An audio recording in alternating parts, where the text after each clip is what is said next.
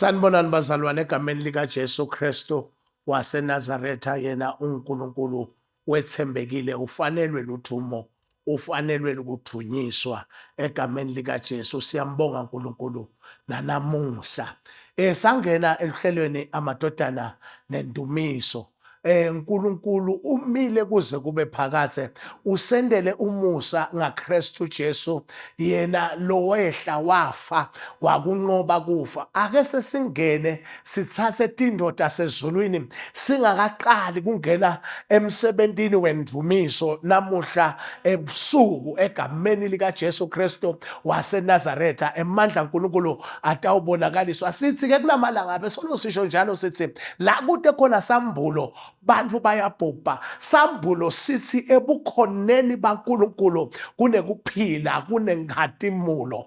Nangu Jesu uyahamba, nguJohane sahluko 4 uyahamba Jesu, uyahamba. LiBhayibheli lithi bekudzingekile kuthi andlule eSamaria egameni lika Jesu, ngoba kukhona tinto lebekufanele ukuthi tendeke eSamaria, kunetinto lebesolo tingendeke eSamaria. ngoba bukhola bakhe bebungekho eSamaria. But nase sekaseSamaria kunetinto letendeka eSamaria. IBhayibheli lithi wahamba nebafunzi bakhe wathi nakafika la kulomthombo waJakobe wahlala phasi, wathi kubafunzi bakhe abahambe bayofuna kudla esitolo. Lalela ukuthi kwendekani, kwafika umfati waseSamaria atokukha emande. Lo mfati bekangaqali kutokukha emande, abehlala awakha emande kulomthombo, angekho Jesu. But this day ufika kuna Kristu nakatokukha lamande. Nakafika atawukha lamande uthi Jesu nginathise. Ukhuluma titori takhe umfati uthi Jesu kube bowati kuthi isipho saNkulunkulu, ngoba iBhayibheli lithi nesipho samahala semusa bonke bendiwe bamukeleka ebukhoneni baNkulunkulu. Sesifikile lesipho samusa samahala, sifike emthonjeni waJakobe, sifike kulomfati. Uthi ke lo mfati kanti wena umkhulu yini kuna Jakobe lo wasendela lo mthombo? Uthi Jesu wonke lo natha lamandi lawa uphinze ome futhi, kodwa lo natha lamandi lengitamniketa wona mina ekhathe tipilinini takhe kutawuhlala kugobhoda emandi ekuphila. Lalela, Jesu nasakhona empilweni yakho. IBhayibheli uthi lo mfati manje ngipheke lamandi khona ngitenga nginganophinze ngobe. Lalela, lo mfati ukhuluma lamagama uthi khona nginganophinze ngite la ngitokhe mandi. Haleluya. Uthi Jesu lamandi nangikunathisa ekhathe tibilini takho noma atawukhanza ugula atakunika kuphila, ngoba ukhona Jesu utakunathisa mandi. La mandi latakunathisa wona wonke umuntu lonathe la mandi angeke aphinze ome, angeke aphinze agule. Leni it is in his presence.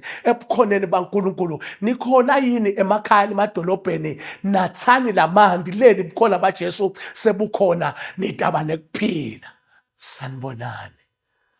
Sanibonani. Sangena futhi elihlelweni egameni likaJesu Kristu waseNazaretha. Sithatha lelikwaya, sithatha lelikwaya umusa wabapostoli. Utasinika la ngomhlabeleli egameni likaJesu. Umhlabeleli lothi welikhwezi la kusasa ekhanya lapha ebumnyameni. Usinika lo mhlabeleli umusa wabapostoli. Uyawulalela nawe ukuthi kuyawukhanya ukuthi bane singena ngemandla, singena ngenkhatimulo.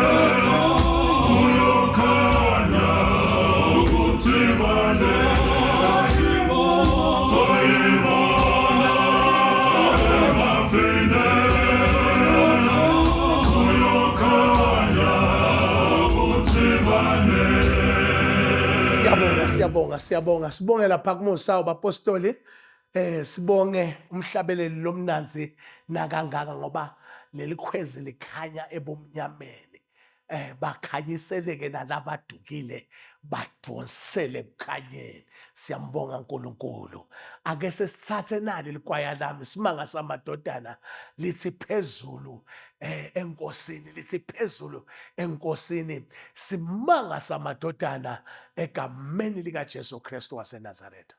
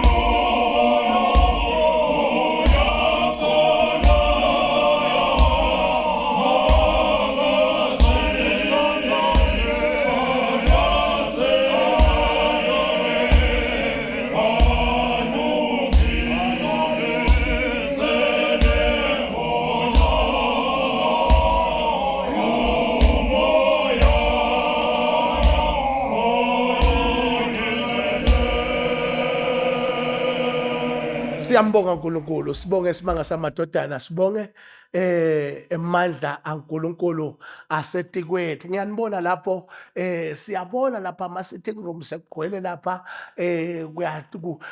indumiso ingemandla. Sibonga nje nalokuthi nasifika emabandleni baphindze bakhumbule basho.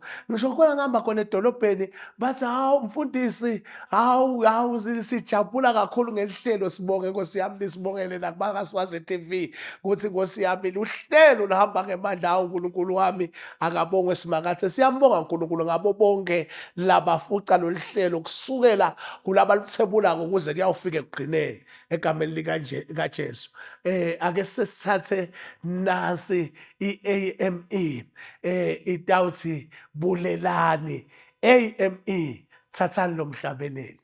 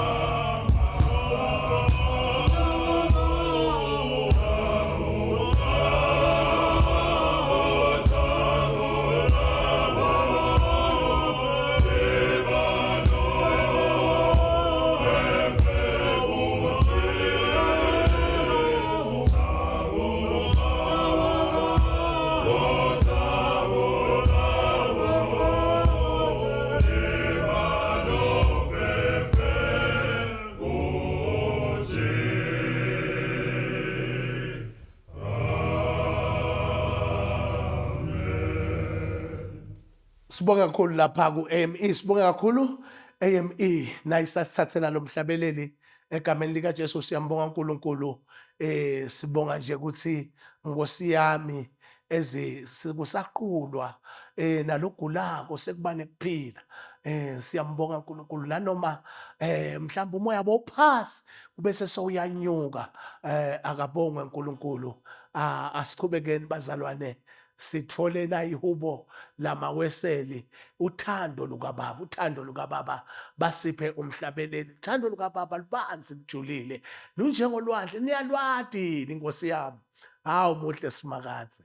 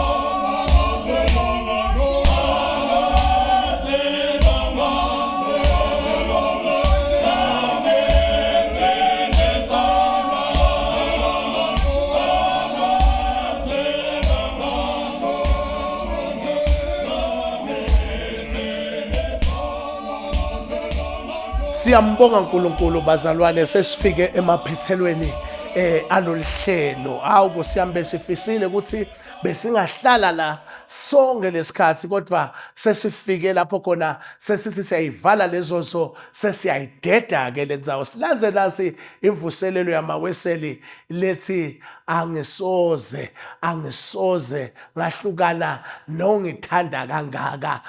Basinika lo mhlabeleli imvuselelo yamaweseli, sisho njalo sithi Baba yemandla uNkulunkulu akabonakaliswe emakhaya nasemadolobheni, nize nibe nelusuku loluhle in Jesus mighty name.